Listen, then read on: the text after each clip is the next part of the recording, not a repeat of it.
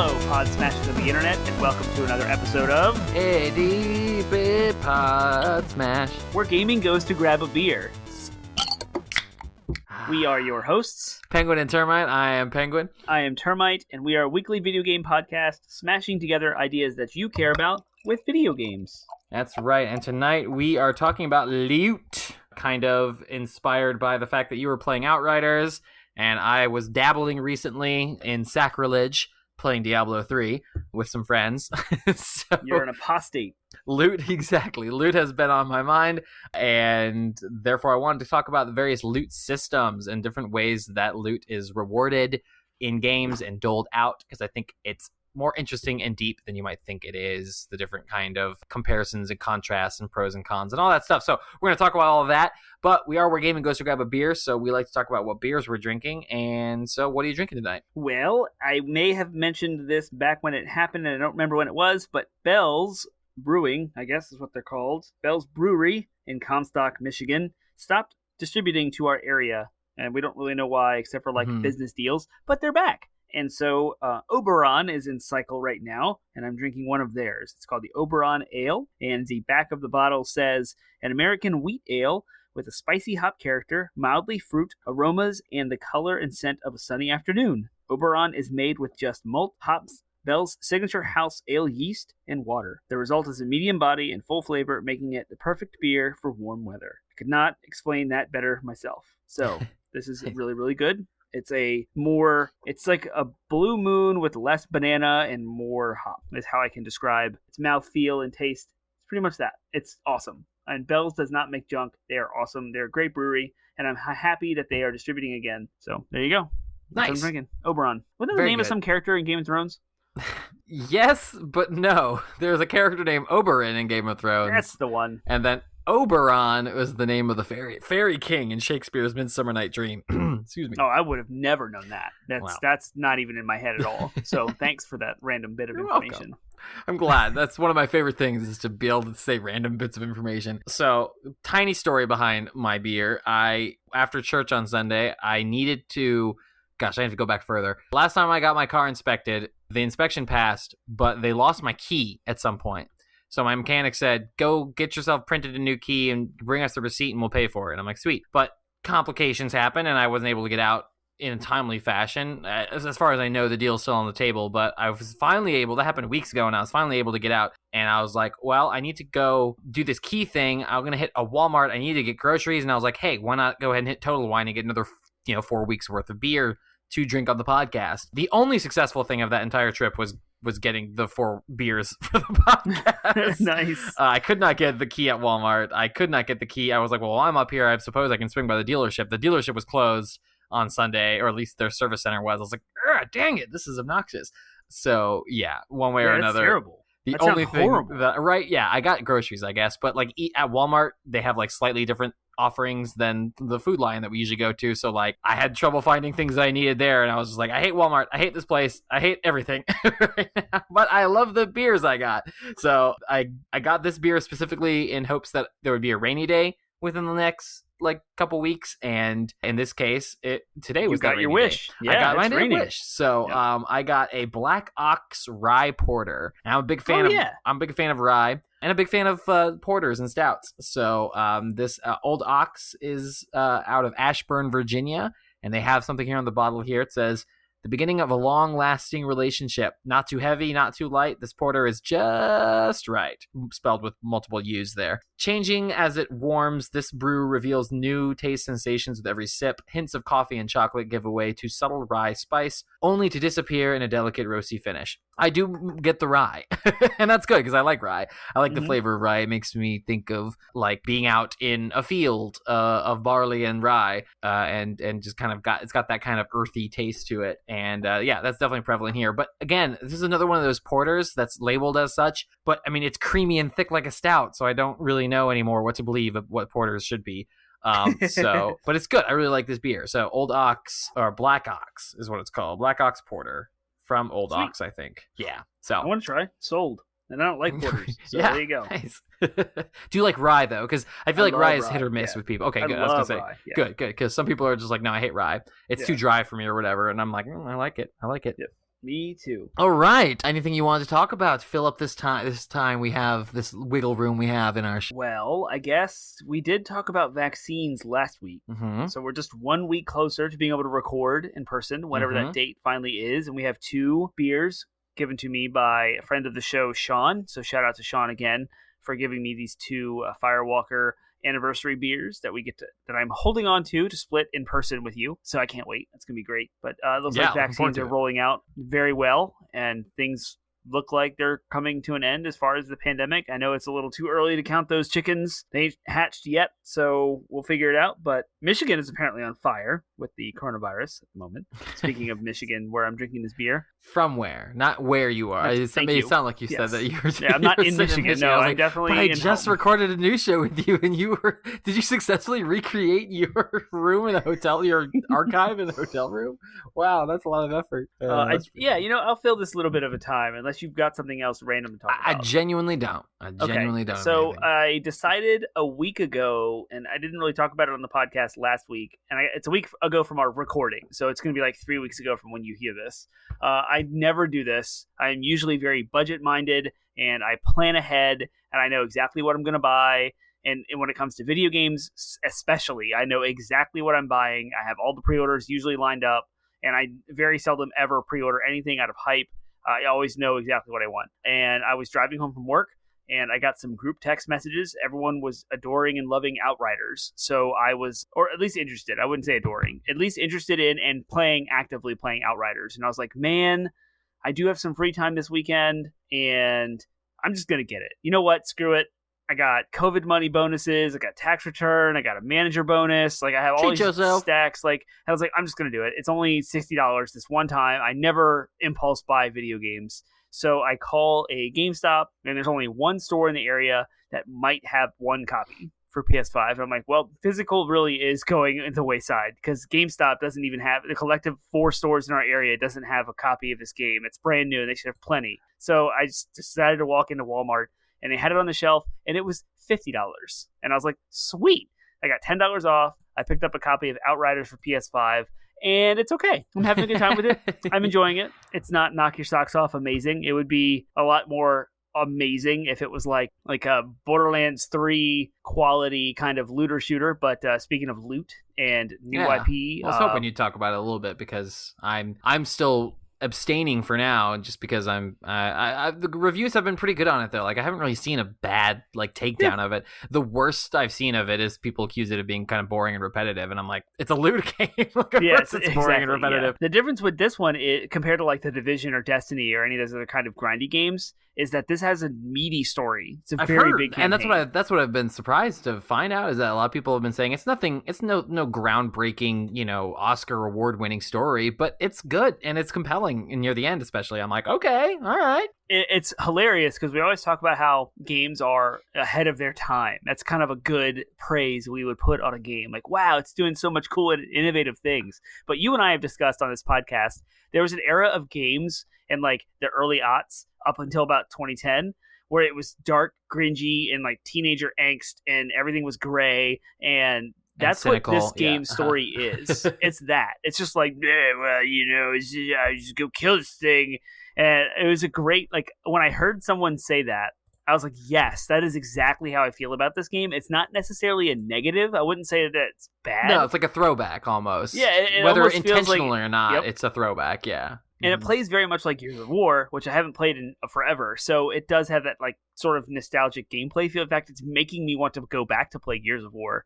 Mm-hmm. So, but it's 60 FPS. It's fast paced. I love that you can constantly use your abilities. I almost find myself forgetting to use them, which is very opposite of Destiny. Because Destiny, you have your little abilities, but the recharge on them is so long. It's you forget you even have them. You don't rely on them. Even Borderlands, if you, depending on which character you pick and depending on what your build is, you may not use your ability. You may be dying to use your ability and not get a chance to. So later in the game it's not as big of a deal, but especially early on in the game you're like, okay, when's that cooldown gonna pop? So the fact that with Outriders you have 3 cooldowns and they're pretty consistently short cooldowns, so yeah, it's much more like Diablo 3, where you can customize whatever you want. So you have 3 slots. You can put whatever abilities you want. You can just do it all. And what you love the most, Penguin, I thought of you specifically, is that you can get weapons that will tweak those abilities. And I'll use one really cool one ability that I love. I'm a Devastator. It's kind of the tanky class. And there's an ability you get. It has to do with magnetism in the name. I can't remember exactly what it is. But you have this shield in front of you that collects every bullet that is fired at you and sends it back at the enemies, and like an explosion, kind of like a nova. Mm-hmm. The weapon I just got has an ability that modifies that. So this ability, you can interrupt it and end it early, but you can't attack. So when you're setting up your shield, you're kind of stuck. You can walk around and you can aim this cone in front of you. So like aim it toward the enemies that are firing at you to collect the most bullets, but you can't fire. So the weapon mod that I got allows me to fire and attack using my regular weapons while the shield is up. Nice. That's very Diablo. That's it is. Very I can't cancel Diablo. it. Yeah. So like that, it's the trade-off. So I guess there's an advantage to like trading it or like canceling the ability early and sending the bullets back now as opposed to waiting, but you're allowed to attack everywhere. So it's a cool little trade-off, but it actually modifies your character's ability. And it's only one small example. Like I saw screenshots of like some of the epic weapons, legendary weapons that allow you to like send comets and lightning down from the sky. So all kinds of cool little modifications to your abilities come out of the weapons. And to me, that is the most appealing aspect of Outriders. Is it repetitive and grindy? Probably, but I've only played it like 4 times. I've had 4 little like sessions with it, and they've all kind of felt the same. And I do want to know what's going on in the story, so it's compelling enough to keep me intrigued. But right now, if I'm by myself, I'm playing Persona 5 still. Mm-hmm. So I only play Outriders really when I'm playing with other people.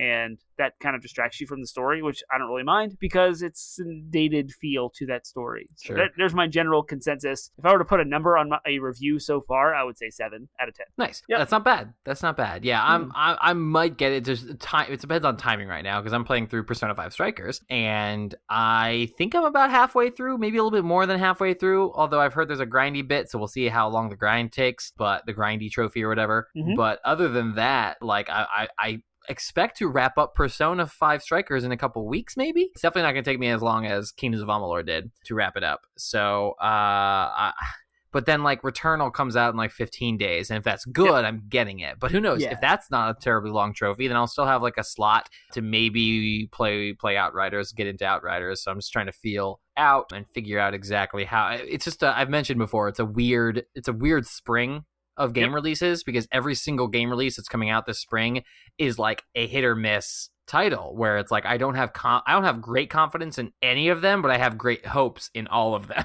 if that makes sense. So I mean, Outriders is a prime example of that. I want it to be good and I want to enjoy it. And then the other ones on that list are Near Replicant. I'm like, I really want to enjoy it. I really want it to be good because I want to get it. Biomutant, I really want to be good. I want to enjoy it. Returnal and Mass Effect Legendary Edition. I want all those games to succeed and not have problems. And so that I can enjoy them. But if they all do succeed, then it's a matter of trying to figure out the timing of how and when to play them all, because I don't have infinite time. So yeah, that's the rub there. Is if some of them are bad, then I can say, cool, the bad ones I won't get, but the good ones I will. If all of them are bad, then I'll just say I won't get any of them and continue to work on my backlog or whatever. But it's that situation where if they're all good, then I have some purchasing and timing decisions to figure out. I have to figure out which ones I'll save for the like summer drought of July, August. So yeah, we got Ratchet in June. So exactly, but Ratchet will probably be like a 20 to 30 hour platinum. So it's like Ratchet will probably be like finished by mid-July or whatever. So then it's just like July, August would be the drought there, which I will have to find some things to slot in that time because I will be on paternity leave. But then I'll also have 2 babies to a toddler and a baby to juggle around gaming time. So who knows if I'll even get to play games in July and August. Right, we'll see. But cool. I will say one more thing about Outriders. Yeah, This is you'll be hearing this 3 weeks after I say this, so I hope this issue is resolved. But there's a horrible, the most nightmare situation. As a child, I have protected my memory cards for this exact reason, is that they have a loot wipe bug where you log in and your character's naked and you've lost everything. You have to start completely from scratch except story progress. We'll talk about we're about to talk about loot games, loot systems, and all that stuff, and to have all that. People have talked about putting 80 to 100 hours into this game only to have the bug erase their inventory. That's even devastating. Worse is that they leverage RNG and they take their chances and grind to get the same weapon. There's a complicated system I won't go into. When you dismantle a weapon, you get stuff from it, and then you can use that to enhance other weapons. And so there's what they call a god roll, where you have the exact stats that will maximize this specific gun to the best of its ability and allows you to you slot your thing in it,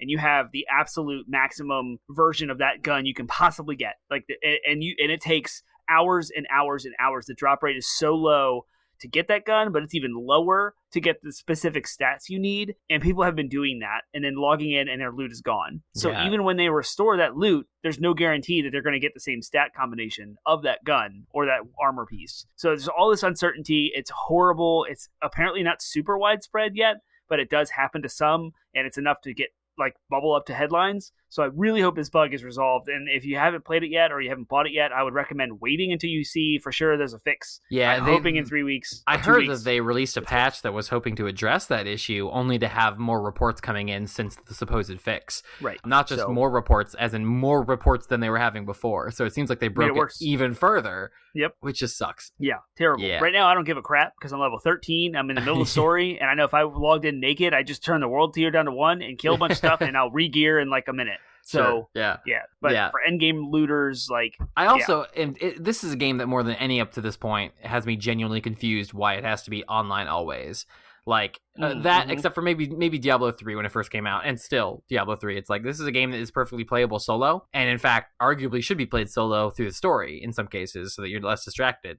And yet it's always online. You have to be online to play it. Even Borderlands 3, I don't think required you to be online to play it. So yeah, it's a little silly, but whatever. Cool. All right. Well then, Outriders is good, but losing our inventories, that's definitely not our favorite thing. But doing this podcast is our favorite thing. Favorite things. And we have sang that song 188 times now. How about that? Nice. And probably only 2 times successfully. Yeah, exactly. Yeah, Favorite Things is a segment of our show where we like to share with you something that we are excited about, that we've discovered or rediscovered or experienced, in hopes that you're inspired to go out and find your next favorite thing, whether it's the same thing or something similar. But so I will say my favorite thing, I'll start and say it's kind of, I made 3 fairly big purchases this week. Ooh. I'm blanking on one of them. What is one of them? Hopefully I'll figure it out as I go. Outriders. Oh, no, I know what they are. So me and my family made 3 fairly big purchases this week.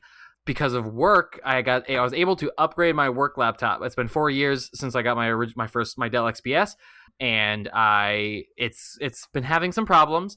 So I had reached out to my boss and my HR rep who authorizes those purchases, and I said, hey, I need an upgrade, and they authorized me back in December, and I just dragged my feet because I ended up fixing one of my problems, and I just kind of sat on it, and I had some not major things but minor things that I was like, you know what, I should probably be proactive about this and replace this thing before it really completely craps out on me. So I did. I got a Dell G315, which is a gaming laptop, and I was upfront about that with my work, and they were like, yeah, whatever, we don't care, it's under budget, because I got a really sick deal on it. The comparable XPS, which was the model I had, the new version of that model, the 2021 version of the XPS, was $400 more expensive and had a crappier graphics card. So I was yeah, all right, we're gonna go with this. So it's got an NVIDIA RTX 2060, I think, and then it's got your typical 2.9 per, megahertz, whatever the processor is. It's got 2.9 gigahertz, yeah, by far. 16 RAM, 16 gigs of RAM. So it's pretty standard. 15-inch monitor. The only downsides that I read about it is that the computer is prone to overheat, and I have noticed that it does run pretty hot. So I need to figure out exactly how I want to get this thing ventilated. I may end up getting a cooling pad. It's not the most elegant solution, but it works. So we'll see. It's $25 on Amazon is what I was pricing them out at today. I was like, oh, that's nothing. So yeah, that is one purchase. One of the other purchases that me and my family made, my wife and I got a little bonus gift card for Amazon from work, actually, and we used that to purchase a carpet vacuum that had really good reviews on Amazon, because we have carpets all over our house, and they have just gotten crappy after having 2 dogs and a kid, and just no joke. General wear and tear. Our carpets were just kind of crappy and gross, and it was embarrassing every time we had a guest over. So I never noticed. That's fine. You never notice it in other people's houses, and you're always more forgiving for other people than you are for yourself. Yes, so we got this vacuum. Yep. It was a beast. Oh my gosh! I just love walking into that room now, because it had a cleaner in it too. So it made the like aromatic, so it's just like it smells good, it looks good, it's softer. Like we saw all the dirt and grime in the thing, like it was what kind of vacuum? I'm black I and want viscous. This. Yeah, it's like I'll send it to you. I'll send you the link of what we got. It's a really good vacuum. It wasn't perfect, but definitely it's one of those things where it's like there's still some trouble spots on our carpet, but I think that like after some repeat exposure we'll be able to, and it was also quick drying too, so we didn't have to wait like 2 days for it to dry. It uses like steam or like shampoo or yeah it uses like a steam like and then like a cleaner mix. We can borrow ours, dude. Like it's awesome. It's one of those things where like you use it once a month, right? Like if you're like super anal, you could get away with like using this thing like once every quarter and have pretty decent carpets. So we're like trying to. I don't think you want to share it. Well, so we're trying to like consider like how do we effectively use it now for the rest of the carpets, because we really only just did it on one room just to kind of give it a first whirl, and we were impressed enough with the results that we're like, now we really want to like thoroughly clean. But it's just awesome. I'm not typically a clean freak, but I still appreciate cleanliness, and so you are definitely not a clean freak. So like it makes me happy that my wife's more happy with the carpets and everything too. So, and then my last purchase I'll say is finally there's a light at the end of the tunnel for my little TV mishap. Yay! I got enough of a deal to make me happy on a replacement for my TV. It is the same TV, the Vizio MQ7, but I got like $20 off on Amazon today, and it's gonna take the 55-inch TVs are apparently in really high demand. I talked to someone about Best Buy about it, and so apparently this thing's not going to ship till like the beginning of May, but that because Amazon, they don't charge you till it ships, so that gives me time to continue to look at deals. If I find something better, I can always back out of the order. But I'm happy that nevertheless that it's like, okay, this is a new one. Mid-May. Yeah, it's a new one. Yeah. It's not an open box like mine was too, which means it's a brand new warranty and everything's in place. Yeah, exactly. So it'll be arriving sometime in mid-May. I've already replaced my TV rack mount, and confirmed that it is very much so drilled into studs now. You did a pull-up. I did a pull-up on it. So, yes, that whole debacle is going to be coming to a conclusion again. It'll still be a while till it gets here, but I'm patient. I can wait. Yeah. I waited, you know what I mean? Like I said, I was willing to wait for like Black Friday, so I can wait. Yeah, I can wait a few more weeks. So those are my favorite things. I'm glad that worked out. That's awesome. Yeah, well, I mean, I'm still $300 in the hole, but whatever. Yeah, well, there's that. Yeah, cry. All right. So I'm going to continue my bookshelf saga. I have a pretty extensive video game collection that I've been doing a lot of work and research on how to showcase and like how to show it off. And I ordered what was 2 bookcases, and one ended up not working. And I was furious as I was putting it together. The top half of the bookcase attaches to the bottom half via these little screws. It's hard to discuss what they are, but you have like the top of one screw fits into it, and then you turn it with a screwdriver and it locks it in place. And IKEA is like famous for these things, but they were ridiculously low quality, and they broke when I fastened them and didn't know it. So I go to put the backing on the bookcase, which is that cardboard, that cheap like cardboard thing you use a hammer to nails to like give you the backing, and the whole thing came apart and it pulled all the stuff out, and it was completely unusable and broken and damaged. So I took the whole thing apart. I was very angry. I used a drill, pulled all the screws out, threw it all back in the box it came in, and sent it back for a refund. And I'll never buy another one of these again. But I bought 2 of them, and the first one went together perfectly. And so it's not user operator error because I did the exact same thing twice, and the second one was just worse quality. I didn't realize it was that cheap. So I'm lucky that the first one is as good as it is. But my collection is coming together. And so with that entirely new bookshelf, it's a huge bookshelf, I was able to, for the first time ever, now display all of my PlayStation 1, PlayStation 2, PlayStation 3, Xbox, Xbox 360, and Xbox One games all on one shelf without double stacking. So they're not too deep and they're not stacked vertically. They're all horizontally aligned in alphabetical order by platform, by age, and I am very excited. It looks amazing. And I also, to continue this story, I read that you can use what coin collectors would use to stand their coins for sale or for display. They're very small little like acrylic plastic stands. You can buy those to display and showcase your handheld consoles. And so I was like, ooh, and they're really cheap. So I just bought a box of 5 of them, and it was like $5. Maybe it was $2.50. It was super stupid cheap. And I wanted to order only 5 to test, and then I will order more. But now I have my Game Boy Pockets, Game Boy Advance, and my Game Boy Micro all on display. And then I've taken my amiibo that are not Zelda centered and kind of space them all around. And I'm looking at it right now as I'm talking, and it looks awesome. So that's the next iteration of this whole like revamping my game collection and trying to showcase it. Eventually I'll get it to where I can stream with that as my background. That's the ultimate goal, is to have like a place I can finally show off this thing. So because of the new bookcase that offloaded the old one, I was then able to bring all of my GameCube, Wii U, and Switch games out from what was like a packed away behind the closed door space and now showcase it on a bookshelf. And I took all of the collector's edition boxes and stuff that I had separated and like brought those out. So now those are all in their cases and like back to where they were as in retail. And it looks so fun and so good. I love it. I'm excited. It's my favorite thing. And I'm not done yet. So I can't wait to continue. I needed that other shelf so badly because I'm not quite done. So yeah. To go, I thought you meant you weren't done with favorite things. Oh no! Like, I'm not done yet. I got more favorite things. No, I have. This is my favorite thing topic, but I need to get another bookshelf so I can move like PC games and Genesis games because I want to put all the Sega stuff together. I have Sega CD, Sega Genesis, and I have Sega Saturn and Dreamcast, and so I want to put all that together on one shelf and free up even more shelf space to showcase boxes. I have console boxes that aren't showcased correctly. It's like I want to put those out and space those around so it doesn't look like a clobbered, like a jumbled mess like it does now. So not quite done yet, but I'm getting there.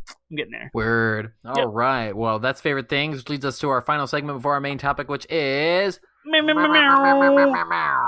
DLC. DLC stands for downloadable content because both of our names are Daniel, and it is a segment that is basically a fun little game or a gimmick that is a conversation you wouldn't normally have about video games. And this one comes from you, Termite. I'm doing your we're carrying on with the Phantom Thief thing that we were riffing on 2 weeks ago, and you mentioned after we've both been playing Persona 5 in one way, shape, or form, so it's fresh on our minds and the vibe. So we had already come up with our Phantom Thief team.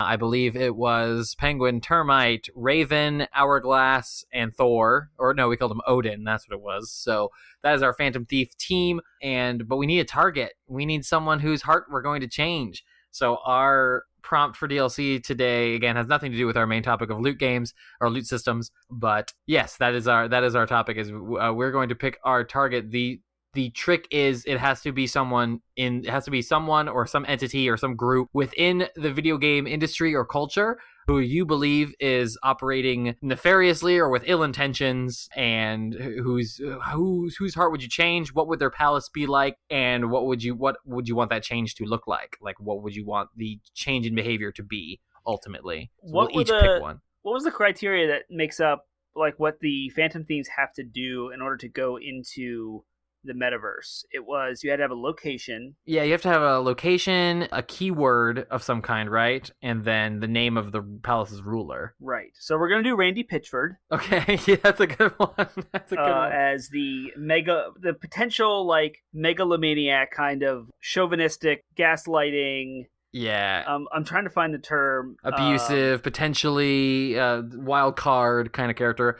Narcissistic. That's the word I was looking for. Yep. Narcissistic. Yes. Landed at the same time. Yep. That's the target. That's the person. So we need a location. So I do believe he operates out of California, but I don't know exactly where. So where is Gearbox Studios? He's the president, right? Texas. I thought it was Texas. Oh, you're right. You're so right. Uh-huh. Gearbox, Andy Pitchford. Is that his name? Randy Pitchford. Man, I am just all over the place. Randy, CEO of Gearbox Software, and he is in where Gearbox Software is located, which is in Frisco, Texas, United States. That's it. Yep. So that's the location. And so what was the last thing we needed? It's a keyword, and it usually is representative of what does the palace look like on the metaverse side. So for Kamoshida, it was a castle. For Madarame, it was a museum. So what is Randy Pitchford's? What does he see himself? What is his own twisted version of his world like? That is a good question. And you go ahead. I've already done the first couple. Sure. So I'm thinking it's something like a monster truck derby. You know what I mean? Like just crushing people, loud, bombastic. in your face, and like he's the like head ringleader of this like monster truck circus kind of deal. Yeah, like not like I think of like a circus, but not a circus like a redneck circus. So therefore, like monster truck derby is what comes to mind. So some kind of demolition. Wait, derby, what's a redneck circus? That a monster truck derby rally. That's what I mean. Right. It's like in my mind, I'm thinking what's like a redneck version of that, and that I see. I got you. Yeah. And that because I like my immediate thought was circus, but I think a circus in general is just a circus is too classy for Randy. I love him, but he's but it's a little too classy for him. No, I don't really love him. I don't have much love for Randy Pitcher. I think Gearbox would be better off without him. But I love his games. I love his company, but I don't love him very much. Yeah. So yes, no, I'm into it. We're going into the demolition derby, and we're gonna change his heart. What change do you want to see on him on the other side after we steal his? What is it? You steal their? Is it their desire? Treasure? Yeah. When you steal their treasure, like figure out what his treasure is. Maybe that's a whole nother. It's too much. Well, we got another. I gotta generate one too. So, what's the change you want to see in him? He needs to be more compassionate, I think, or at least like seem a little less selfish. He seems. Like I want to see him step down. I want him to step down. I want him to be like, you know what? I've hurt people. I've abused my post. I'm gonna step down and put the company into more competent hands because of my actions. That's personally what I would. Yeah, there you go. That's Kamoshida, right? Mm-hmm. Yep. Cool. All right, mine is. I'm gonna do some low hanging fruit here because he's been annoying me recently, and it's Bobby Kotick from Activision. Oh yeah. He's just super greedy. I mean, the dude cuts $1 million bonuses on top of his already $1 million salary, and then does so on the backs of employees that he cuts loose. You know what I mean? Like he fires, or he has his company fire people, and then he cuts himself a bonus check. Super greedy. I don't like it. I don't like what he's done to Activision. I don't like what he's done to Blizzard. So we're invading his Mind Palace in Sunnyvale, California. Or is that where they are currently, or is that where they were founded? They're in Santa Monica. They're in Santa Monica, California. All right. So yes, we're going to Santa Monica, California. We're going to do Bobby Kotick. What do you think his palace looks like? Well, because he is so greedy, I mean, it's going to be something like bank or money related. Yeah, I was thinking either I know that Persona 5 already did both a bank and a casino, but it's got to be one of those though. Like there's no other way around it. A casino is exactly like with the loot box thing. It's exactly like a casino, so something like that. Ooh, you could put a little Chinese twist on it because he's so like wanting their money that it's like I'm thinking of like Ni no Kuni had an entire city that was all around gambling and it had a very Chinese flavor to it. I could see that. Like Wall Market kind of has the same thing in Final Fantasy VII Remake. It'd be kind of a cool reverse of like the Japanese there's a Japanese character whose palace is a casino. You know this because it's the start of the game. It's not spoiling anything for you at this point. Right. There's a casino, but that casino is very American Las Vegas style, even though it's a Japanese character. So this would be kind of the reverse of that. This would be an American with a like Asian casino, Asian style casino. I'm into it. Yeah. Which shows Bobby Kotick wanting to court the Chinese so much. Exactly. Yeah. And so the expense of humanity. For sure, yeah. So he's also another one that I would want the change of heart to be him stepping down. Yes. At the very least, if not stepping down, then at least saying, you know what, I'm going to hire back all the people, or I'm going to start a fund for displaced game developers with the bonus that I got, like something like that, where I'm going to start a group that helps people refine jobs after they've been cut loose from game. Like something like that, where he does that after. And how about an actual apology for Blitzchung? And a change in direction for Blizzard to finally Activision disconnect. Activision Blizzard to disconnect funds from China entirely and ban their game in China and pull all of their assets from China and focus more on the rest of the world. All that. I'm into it. Yep. Phantom Thieves them. Let's go. If you want me to pre-order Diablo 4, I will hold it up as 80-Bit Pod Smash's most anticipated game, and I will beat the drum of Diablo 4 and host a LAN party that is open to the public in our area, all about Diablo 4. That's what it would take. All we have to do is just enter the metaverse with our Phantom Thieves group. So call them up. We're going. We're gonna. They'll never see it coming, man. They'll never see it coming. I like the ambush music better. What is it? Take over. Nothing's going down. Yeah. To it. All right. That was a little bit long for our segments, but that is DLC. So that leads us to our main topic. We are talking about loot systems in games, but I feel like it's first fair and appropriate to discuss what we mean by loot in the first place. So what is loot? What is a loot system? How do those two ideas differ? And then what kinds of games have loot systems? I found the Wikipedia, so I'm going to read the definition. You did that. In video games, loot describes valuable items picked up by the player character over the course of the game, such as in-game currency, spells, equipment, and weapons. In single-player games, it is often obtained as treasure through exploration or looted from defeated enemies, and loot is considered distinct from items purchased from in-game shops. Yep, we had a whole episode on currency, so we're going to kind of put a tiny button on that. Don't completely disregard currency as a talking point, but we're going to focus more on the idea of like spells, equipment, gear, something that changes the power of your player, or your character that is acquired by means of looting, that is acquired by means of taking it from enemies, either in the form of treasure chests that they're holding that you have to defeat to get them, or looting them off. The word comes from looting, which is taking it off of the bodies of the enemies that you defeat.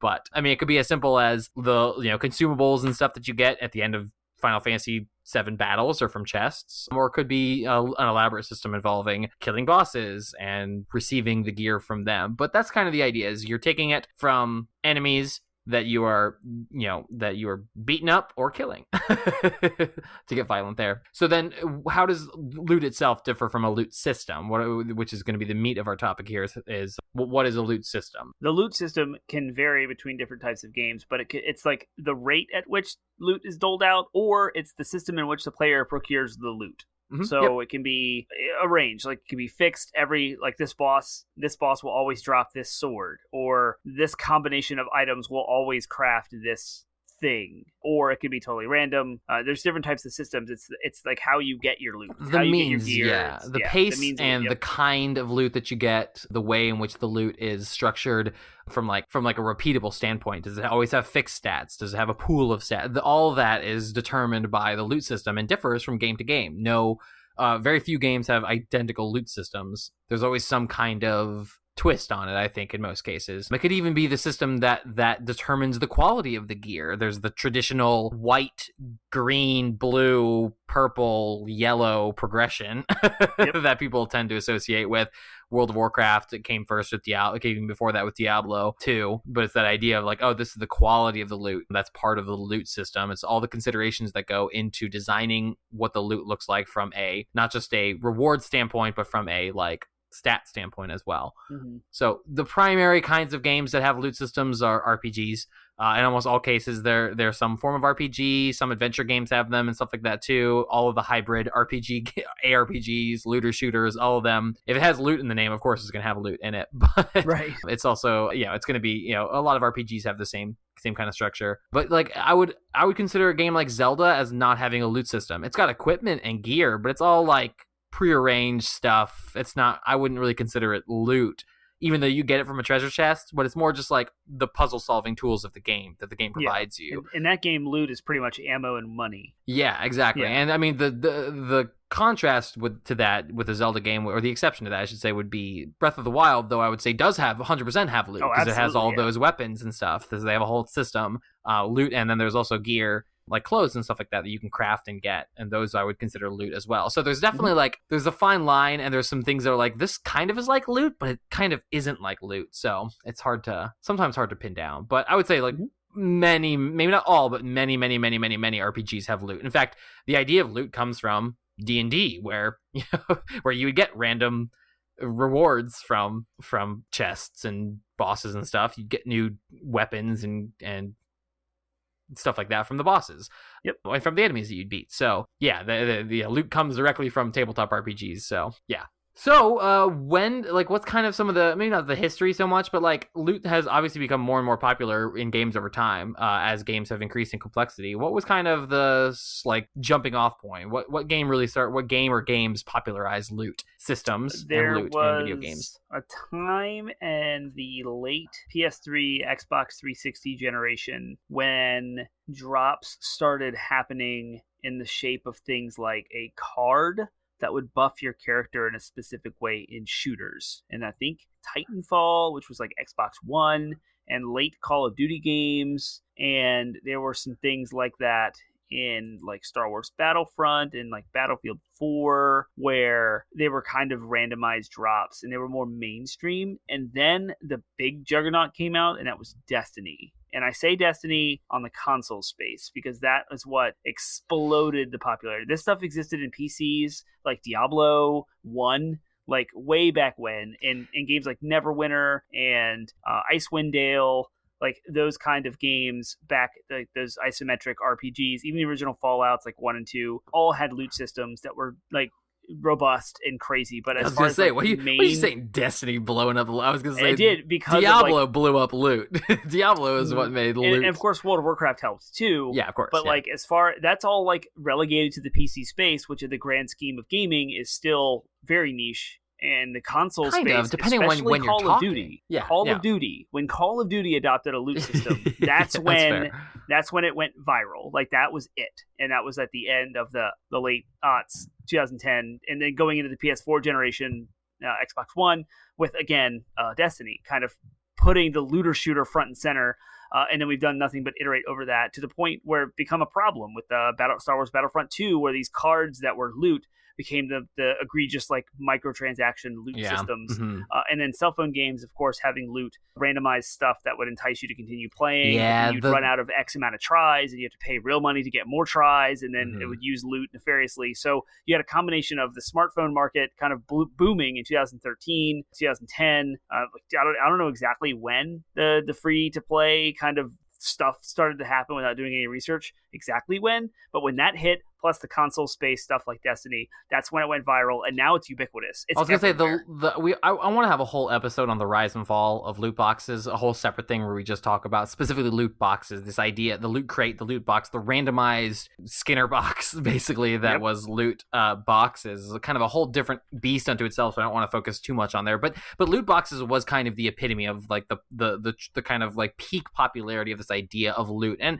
that doesn't mean to say that it's gone away. Obviously, there's still plenty of games with loot in them that are central to gaming right now. But hey, I was right. Angry Birds was kind of the transition to free to play in cell phone games. 2009, 2011 was that transition time. That's cool. I was nailing it. Perfect. So loot boxes is the kind of true like it's not the true form, but it's really the kind of, or I would say it's the truest kind of degradation, simplest breakdown, predatory version of loot. But the idea, like I said, goes back to, I mean, really, according to the Wikipedia article here, Diablo was what kind of popularized it, but even they were taking the idea from a roguelike game. The guy who designed it, David Brevik, took it from Angband. So yeah, loot's been around for a long time. Yeah, long time. But really, again, what popularized it, though, I mean, really was Diablo. Like, Diablo kind of started the idea of like color coding loot to indicate quality, and then that was iterated in World of Warcraft. That was iterated into the FPS genre with Borderlands. So it's just like this logical steps leading up to, quote, Destiny being the one to kind of blow the wide open. Like they were already laid out decades in advance of Destiny. And I wouldn't say necessarily, depending on when you're talking, like World of Warcraft was no slouch when it comes to like popular gaming. Like I would say that World of Warcraft holds at least a candle, maybe not, competes with Call of Duty, but is at least sitting there in the same space. When people think of video games, they think of, I would say that World of Warcraft comes up on the list. If you were to like talk to a random person on the street and be like, list popular video games, they may say Call of Duty first, but that World of Warcraft would likely be in there for like, every like fifth person you talk to. So yeah, loot has been I would say it kind of the idea of like loot in video games in the way we're talking about really definitely started in the mid 90s. Yep. And heck, I mean, even some of those JRPGs back in the Super Nintendo and PlayStation days, like you would grind specific enemies to get an item that you can use to. Oh yeah, you do that stuff in Final Fantasy too. Yeah, I mean, even the idea of like having fixed like limit breaks that you got from beating certain bosses or whatever, that's loot. Yep. As far as I'm concerned, like that's loot. So yeah, definitely kind of like started in the mid 90s. Really chugged its way through the 2000s and then just exploded. Now it's everywhere. Like you said, now it's ubiquitous. It's like Star Wars Squadrons comes out. Like, oh sweet, it's a space like flying game. It's like multiplayer. Yeah, it's got loot. It's got cards and upgrades and like cosmetics and like emotes. Ghost of Tsushima, like the multiplayer has emotes and like all the loot stuff. You have to like trick out your character to fight through the raid. It's like it's everywhere. It's in every genre. Cool. All right. So what are the different kind of systems that are in place for doling out loot? What's the difference between something like, or like, the two ends of the spectrum are, of course, like fixed loot. You know what you're going to get. You know when you're going to get it. You know from what you have to do to get it.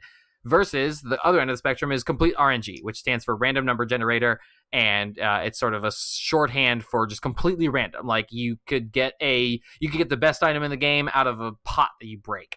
While you throw your spear at the enemy, it hits a pot on the way, and then boom, the best item in the game drops out of it. That's RNG. Whereas you could then do the hardest thing in the game, and then you do it 5 times in a row and spend 5 hours on it, and you might not get a single piece of good gear. So that's RNG. Fans often refer to it as RNGesus. Yep. And basically, again, are at the whims of whatever computer is deciding. So those are the kind of two ends of the spectrum, but there's a lot of things in between there. So what are some of these systems, and what are the kind of pros and cons of each? So we'll start off with my favorite, and my favorite is fixed loot. And that's, like you said, one end of the spectrum. That's the extreme. That's this boss is going to drop this thing 100% of the time, and you know exactly what you're going to get. Or even better, the boss that you're fighting is wielding the thing that you want, and he's using it or she is using it against you. And you can fight that thing and then get that weapon. So you're like, you should play Bloodborne. I killed this thing. I'm getting this weapon from them. That's my favorite type of loot system, because you know what you're going to get, and there's no guessing. And you can kind of see it in action and get excited to I want to use it. There's nothing like picking up the enemy or the piece of the sword that the enemy dropped and then beating a bunch of other guys with it. It's great. Mm-hmm. And then even a treasure chest in a specific spot in the world, you're like, this chest always drops this thing. You can go get it. It might be the hardest traversal up there. There might be a million enemies on the way. It could be, whatever you want, but it's always going to be there. You go to this spot on the map and you will get this item. Yeah. And that's stuff like open world games do, Horizon Zero Dawn or like Assassin's Creed or Zelda Breath of the Wild. Like, these are open world games, but they still have just some things sprinkled around. It's like, oh, if you want this item or this heart piece, you go there and get it, and it's yours. I'm like, yes, that's need to play more fixed. Remnant, because it's got a fixed loot system. Yeah. I would say the biggest downside of fixed loot system is it doesn't really facilitate repeat playthroughs. If you know, nobody got time for that. Sure. Which can be a benefit to some people, but for people, a lot of fans of the looter genre like to do the same thing over and over again to get a slightly different or better reward, and that's fine. That's other people's cup of tea. It totally used to be my cup of tea, so I understand it completely. I don't love it as much anymore, like you said, because ain't nobody got time for that.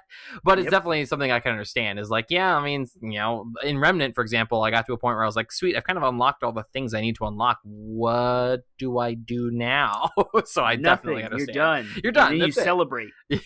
Exactly. So yeah, that's fixed loot. A similar situation to fixed loot, a kind of compromise between fixed loot and RNG, is what's called loot tables. Where, say, you've got a boss, I'll pick on World of Warcraft and say Gruul from Gruul's Lair. He has 5 or 6 items that he could drop, and he's going to drop one of them, but it's a random number of a random number generator as to which one he'll drop. So you have a 1 in 5 chance of getting the thing you want from the boss, and that is a loot. That's what a loot table is. So it's kind of like a compromise between fixed loot and RNG. It's it's a pretty decent compromise there. I would say it has the same.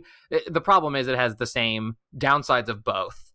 It has the same downside of RNG being you could do the boss 100 times and he would only ever drop the stupid cape that he drops and never drop the staff that you want. But you also once you have all the loot that you need from him, then there's no incentive to continue to do it, unless again it's a group thing where you're trying to gear up your party, your team, but even then that's not as exciting as getting something for yourself. Mm-hmm. So it is kind of like a best of both worlds and worst of both worlds situation in regards to loot tables there. In my experience with them, at least. Yeah. RNG, obviously we've talked about it. The benefits of it are it can be really exciting to get something. It can be really exciting, I said, to break that pot and whoa, a legendary dropped out of it or whatever the highest quality is. Yep. But it can also be incredibly frustrating, incredibly time consuming, and very Skinner boxy, where it's give the mouse a crumb every once in a while and shock him sometimes, and he's going to continue to push the button over and over again. You sometimes feel like a rat in a box with RNG, and that can be just so aggravating at times. But yeah, it's got its pros and cons. RNG can also extend to like you said, or like you were talking about with Outriders, the god roll, where it's there's an RNG component to the actual loot itself, and so you could get a legendary, the highest quality of gear, but that legendary might have a crappy roll on the stats it has. It may be completely useless towards your build or whatever, and therefore be a waste of time. It can feel really disheartening to get something especially depending on how aggressive the RNG is. it can be really disheartening to like, oh, I spent hours already just trying to get one thing, and the thing I got is really crappy. Like, oh, it could be awful. Even worse, it's like you're looking for a specific staff, and this staff, this spear, whatever, like drops, and it has none of the buffs that your character can use. You're like a strength build with a high defense, and it's all magic and dexterity. And like, in my experience, like I've been playing these games for decades now at this point, these kinds of games, and I love them in a lot of ways, but like the frustration, like when you finally get the thing that you're looking for, it's not, sometimes, especially depending on how long you've spent trying to get it, say you finally get the god roll of the staff you're looking for, like sometimes that experience can just feel hollow after spending so long. Like, okay, finally I got the thing. It's less exciting when you get it after hours and hours of grinding than it is when you get it like the first one or two tries. You know what I mean? Like the difference there is what kind of keeps people in the games sometimes, but like I sometimes hate that feeling of being like, you know what, like I finally got the thing I wanted, and it doesn't feel like a victory. It just feels like I wasted so many hours of my life. It sucks. There's another kind of system for doling out loot is using the crafting systems in the game. Best example of this I could come up with was Monster Hunter, where you kill the monsters, you get materials from the monsters. You don't get loot itself. You get materials, and you use those materials to craft the pieces you want, the equipment you want. That is kind of, it's got pros and cons. I would say the pros are obvious. You the player are in control of what pieces of gear you get when. That's great. The cons are, I want to kill a monster and pull a sword out of its belly. You know what I mean? Like there's something exciting about getting a scales and toenails, right? If you just collect, all you're collecting is like, great, I've collected the viscera of this animal, and I will use that to make gear. It's an okay compromise, but there is something exciting about like reaching into the fantasy of reaching into their stomach and pulling out like a gun. It's great. It's fun. Or seeing, in Borderlands case, seeing it literally explode from the corpse of the enemy into a fountain of guns. That's awesome. That's great. There's something fun and exciting about that in its own right. But the consistency of being able to be like, yep, I know what I'm going to kill. It's kind of like, it's similar to the fixed loot, except you're even more in control of the end result, because you're able to decide, do I want to put those materials towards a gun, or do I want to put those materials towards a cape? Whatever. You're very in control of a crafting-based loot system. And a lot of like JRPGs use this kind of system from retro games. And I'm thinking of like Chrono Trigger. To get the best rainbow sword in the game for Chrono, you have to like find, the sun scale or the sunstone and prism scale or something. And those were materials-ish that were like story beats hidden in a very specific spot. But because of New Game Plus, which you had to do branching paths that locked you out of the other one, I do believe, I'm just operating from memory here, but it's a game like that where you assemble the materials over the long game. And actually, this kind of like idea of crafting is what I hated about Final Fantasy VIII, among other things, was like I loved Final Fantasy VII's ability to go to a new town and like buy and deck out all your characters and new gear and like feel strong again. Or Final Fantasy VIII kind of shifted to more of a gear assembly crafting type of situation. So there were fewer guns and weapons in the game, but each one you had to work for more, and you could like upgrade them and stuff. And I didn't like it at the time, but I might be a little bit more open to that now, just because it's like that long little like breadcrumb trail that leads you to the next piece of gear. Right. In Final Fantasy VII, you had just so many useless swords or whatever that you collected over time, whereas like 8, each sword was each weapon was a meaningful upgrade for your character. I actually was, even as early as when I played those games in prepubescence or whatever, I recognized the difference between that being significant of like, oh yeah, like there's only 4 weapons for Squall, but like each one is like a meaningful upgrade that matters. Whereas in Final Fantasy VII, it was like nail bat, like who's using the freaking nail bat? Come on. So yeah, I hear you on that. The last kind of one that I could think of is the currency or vendor loot, and oftentimes you'll see games that have many or all of these kinds of systems, but like the currency one is, it could be as simple as just like you collect it's kind of similar to the crafting where you collect currency, but then you have a list of things that you can buy. I would say there are some games that have like specific, like there's like generic currencies, and then there's also like specific currencies where it's like you gain tokens from doing PvP in some World of Warcraft, and then you can spend those tokens on gear. It's got that same idea of being predictable, but it allows the developer to control what activity they want you to get gear from. So World of Warcraft had all kinds of things like that, where it was like you only got certain currencies from doing heroic dungeons or whatever, like the hard difficulty version of the dungeons. So they were trying to encourage you to do that so that you'd spend your tokens on specific gear. They incentivized you with a currency system to do specific activities. So that's also often used as a way to differentiate the loot from one activity from another activity. So the PvP loot is different from the PvE loot because you're getting a different currency from PvP than you are PvE. You've left an entire system off of here. Speaking of currency, what I do? You left a whole system. It's great. We're going to talk about it. So what you just touched on was very, very adjacent to microtransactions and currency systems, which we have an episode about, right? We discussed all the different types of currency systems that are out there. But the next loot system that really is in the weeds of microtransactions and currency systems, but still is loot, is the season upgrades or the seasonal rewards, seasonal rewards, or just events in general, event loot or whatever. There's this whole like trend in gaming now. Fallout 76 is doing it. Sea of Thieves is doing it. Diablo 3 has done it forever. Path of Exile has done it forever. Yep. It's the season pass. It's the season upgrade. So like Fallout 76 is in the middle or about to be in season 3, and they add a whole bunch of game content. They add a whole bunch of new quests and new loot and new ways to get loot, whether it's crafting, whether it's a currency system. Like with Fallout 76, you can like destroy your legendary weapons to get scrip, and you can take your scrip to go buy more legendary stuff, or the legendary weapons drop from some of the bosses and enemies that you can then harvest.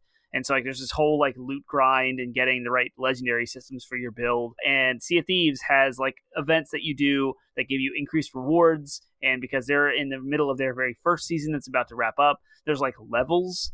And both Fallout 76 and Sea of Thieves have this. Fallout 76 has like a Monopoly-ish board, not a Monopoly board, like a Chutes and Ladders or a Candyland board, a board game, where as you level up, you advance on the board, and you get each reward for each level. And then in Sea of Thieves, you just have like 50 season levels, and you see this across like mobile games. I know like Mario Kart on the mobile game has seasons as well, and like you can cycle through levels and like unlock stuff each way. So it's Diablo 3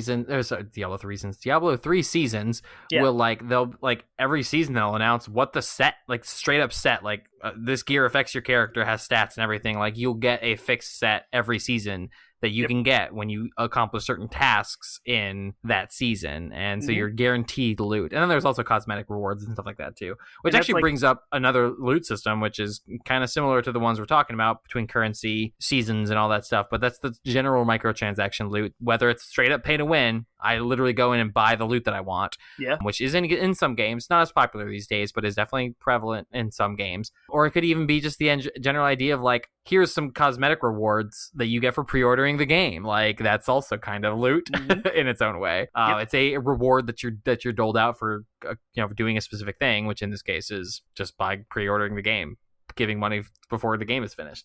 So cool. All right, we're running out of time, so I want to end with, I'm gonna have to cut some questions, but the one I want to end with is, what do you think some of the pitfalls of loot systems are? What are some of the downsides in general? Not just specific loot systems, but the idea of loot in general. We've obviously seen it over the last 25 years or so. Do you think it's been a successful thing? Like, do you think it has its downsides, and what are those downsides? I would love to ask different people from different generations, like as age, like Gen Zers, us, their millennials, and what they all feel like different loot systems. Gen X, who were like teenagers and adults when in the golden age of gaming. I would love to hear that. Because the gaming industry looks like it's trying to figure out what the best loot system is using different designs, and the idea from old times where we had a cartridge game that could not be patched or changed is vastly different from a game design perspective than a game that's connected to the internet all the time, like as a service. Because if you want to tweak the loot table in Destiny, you can just like throw up a code change on the server and pop it out to everybody in a hotfix, and it doesn't change much. It's like on the back end. Whereas to change where a specific item is in Chrono Trigger, you have to reprint the entire cartridge. Right. So something as simple as like just changing something is vastly different from the old times to now. And there's also the monetization aspect where the gaming industry needs to make money. So let's use this whole loot system as a way to incentivize players to, one, stay engaged, but two, pay little small dollars and cents to like buy things they want, to collect millions of dollars every day because of scale. And so like all that stuff is kind of the gross side of loot systems, I think, because not only is attention monetary, like currency, but also what they're spending in the loot, and you can tweak that attention by tweaking the loot. And so because it's so grossly tied, it's hard to divorce. This is the pitfall of loot systems. It's hard to divorce that loot system from monetary value of your game. Yeah. And because of such, we're seeing that loot system go away or be shoehorned in a weird situation. And I'm thinking of like Assassin's Creed Valhalla, where you have like some microtransactions and some ease of use things you can buy, but the loot is so secondary that apparently there's like 5 different sets of armor throughout the whole game cosmetically, and it's like boring because the game's 100 some hours long and you never change your gear, so you look the same. And that's kind of the result of that pitfall, is like trying to figure out a way to squeeze every dime out of your players as the primary motive for loot, instead of it being a meaningful design choice. Right. And it's like, it makes sense in a game like World of Warcraft where you're paying a monthly subscription. So you've got, or your revenue is coming in the form of a monthly subscription. So you want to keep them engaged, and you want to keep them playing the game so that they continue to pay that monthly subscription. But that kind of heralded the beginning of what you're talking about here, is where, back in Diablo, it was just like loot was, when they first designed it for Diablo and Diablo 2, it was like, this is just a fun way to like enhance your character and like progress your character in a different way than just levels and abilities. And it went from that to being like, this is the means by which we're going to keep people playing games. And game design in general, as we've talked about before, pivoted from like, hey, we're going to make the game, people are going to play it till they're done and then move on. Now it's like a game has to be designed to keep people playing it constantly and keep people coming back for more constantly. It's like, and playing the same game. And it's just like, that's so kind of, and like, I agree with you. Maybe it's a generational thing where I'm like, I want to play a variety of games. I want to try a bunch of different games, and I want to feel like I've gotten a complete experience out of every one. So these EverQuests, as one might call them, are just like beginning to become kind of tedious for me, is because I'm like, I don't want to play that same. I don't want to be like I was back in the early 2010s, late 2000s, where the only game I ever played was World of Warcraft. I missed out on so many games as a result of that. And I don't want to go back to that. Yep. But so that so even though I get even though again that's still part of my DNA, that's still part of my gaming history, is that kind of game, and I still like those experiences from just a sheer enjoyment level. At the same time, I feel like I feel like the game itself is trying to rob me of other experiences. And so many games now are designed with that bent in mind, and it all comes down to using loot as a way to do that. Yep. Not all of them, but so many games, especially the ones that I'm interested in, use loot as a weapon against the player, it feels like. And I used to think like, when I played World of Warcraft, I was like, I was excited for Diablo because I was like, oh man, I just want I want to have that excitement of like something dropping out of a pot and getting that, so exciting. Like everything in WoW is like, you have to go kill this specific boss to get cool gear. But then on the other side, kind of the grass is greener situation, I'd be playing Diablo and I'd be like, oh my gosh, I wish I could just go kill this boss and get this piece of gear because everything's so random. So it's definitely, I used to think there was a perfect loot system out there, some perfect happy medium. And the truth is, I've played many of these games and I don't think it exists. I think there's going to be pitfalls and downsides no matter what loot system you have. And unfortunately, that's just the reality of it. And that's okay. Like, they are what they are. Enjoy each one for the benefits and joy that it brings you. But as someone who has been frustrated by loot systems so many times in the past, it's good and healthy to recognize what your limit is. So yeah. I'm going to give you a pseudo DLC question to end on. Sure. How about let's explore this loot system that I've never seen before. This is the closest thing to real life, where you have an artisan like blacksmith that builds armor pieces that are so unique. There is literally only one ever in the world, and you can die and lose it. So if it's the legendary sword of Odin's like Veracity Lightning or whatever you want to call this name, there's literally only one copy out there in the world.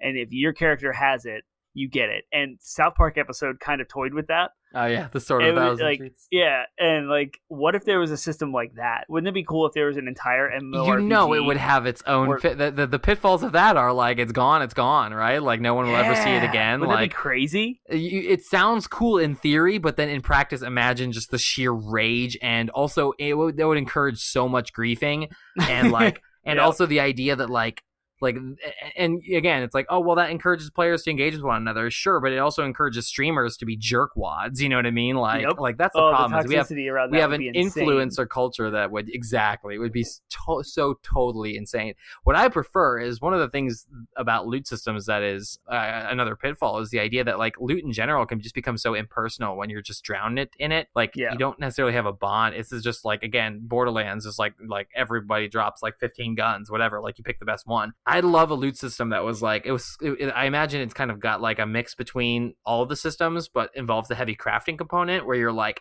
there's a story to it. You're kind of building or discovering or peeling back the layers of a story to finding these weapons or the ultimate weapons. I think Destiny actually does a little bit of that, where they'll have entire story quests for specific pieces of gear to make you feel an attachment to the weapon. I think that's a cool idea that I would like to see more of personally in games. Sacrifice quantity for quality. Not just quality in power, not just quality in how it makes your character strong, but quality in the experience of getting and being attached to the weapon. Like the Sword of 1,000 Truths has so much more meaning to me because of that South Park episode. It was wrapped in a story. If they were to actually give me that sword and give me the opportunity to get the Sword of 1,000 Truths as demonstrated in South Park, I would be stoked. It would be a blast.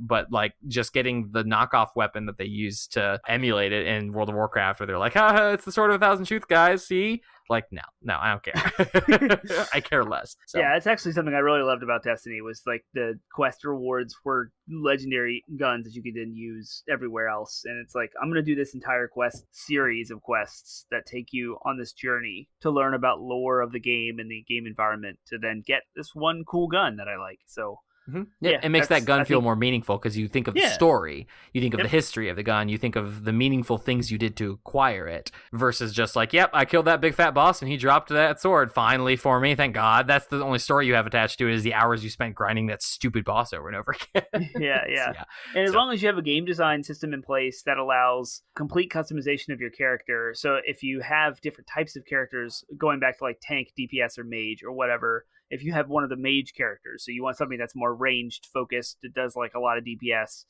you would know which quest lines would drop your gear for your class or for your stuff and go on that journey to get this thing that you're going to use forever, because what gets dropped is an end game piece that is necessary for you to add to your overall armor set. I feel like there is a game design out there that doesn't exist yet that has a combination of both grinding boss fights for certain pieces of gear and then going through long story quests that are meaningful and add to the lore to get other pieces of gear. And you have to do both to get like the full picture of your end game min-max, loot set. For sure. There's so many more things we could talk about. Oh my gosh. Destiny included a system called sunsetting that was super unpopular, so much so that they reversed it. I would love to talk more about this idea that you're talking about, where like one of the things in a successful loot design is this idea of like you have to create different activities in the game to make it so that different loot builds are more compelling. So like, sure, there's like the min-max, I can kill the enemies fast enough so that speed is an issue, but what if you had an entire thing that was like, it's so hard you have to just buckle down and focus on defense? So these kinds of things where like you're incentivizing different play styles, that's super important to how loot is successful, because nobody wants to get a piece of gear that's useless. Right. So you have to get pieces of gear, so you have to make it diverse enough so that various effects and various benefits and various stats are all useful in different contexts and circumstances depending on what the game's throwing at you. Yep. But if you diversify it too much, then players get frustrated because they feel like they have to constantly change up their build all the time. So there's a delicate balance. There's so much more we could talk about, but we are out of time. So we want to hear your thoughts on loot. Do you love loot? Do you hate loot? What is the hardest piece of loot that you grinded for and never got? For my buddy Justin, I still to this day, Diablo 3, he never got the Star Metal Kukri. It is a dagger for a witch doctor that he never got, and he's still salty about it to this day. Aw, I'd give him one if I had it. I know, right? Exactly. So we want to hear those stories. You want to hear about the loot that you missed out on. All that. There's every player out there probably has a story. At least people, fans of that genre, of those kinds of RPGs. But so, Termite, where can the Podsmashers of the internet share their stories with us if they have them? You can find us at 80bitpodsmash.com. That's our landing website with links to all of our social media outlets and our podcast platforms: Spotify, iHeartRadio, Stitcher, Apple Podcasts, Google Play. We're on all the platforms. If we're not somewhere you want us to be, let us know. We'll put ourselves there. Our RSS feed link is there. You can throw us into any third-party app. Again, we have our Facebook. Instagram, Twitter. We have a subreddit. There's a Discord server with the link in all of our show notes. You can jump in, interact with our communities, and talk with us, ask us questions, bounce ideas, thoughts, concerns off of us. And lastly, you can go to twitch.tv/80bitpodsmash every Monday night at 8 p.m. And we have a new show that we run through, the weekly news. And every Wednesday at 8 p.m. Eastern, we have our live play gameplay streams where we run through whatever we're playing, whatever we're digging. We'll play it for you guys that night and interact with chat, ask questions, interact with each other, create a shindig, whatever you want to call it. We have a good time just chilling, talking about video games and the things that we love. Sweet. Next week, we're going to start a new series, I think. We're going to experiment with it. We're going to try something different. And we are going to do gaming what-ifs. So these are what-if hypothetical scenarios. And so each time we do this series, we'll pick a different hypothetical scenario, hopefully broad enough to cover a 30, 40-minute conversation. And I think this one's broad enough because next week we're going to be talking about what if certain Sony exclusives were flops and didn't pan out and were not critically well received. What would that do to Sony? What would that do to the gaming landscape? So we will have that conversation next week to tickle your ears, and we'll see you then, May 3rd. All right, see you next week.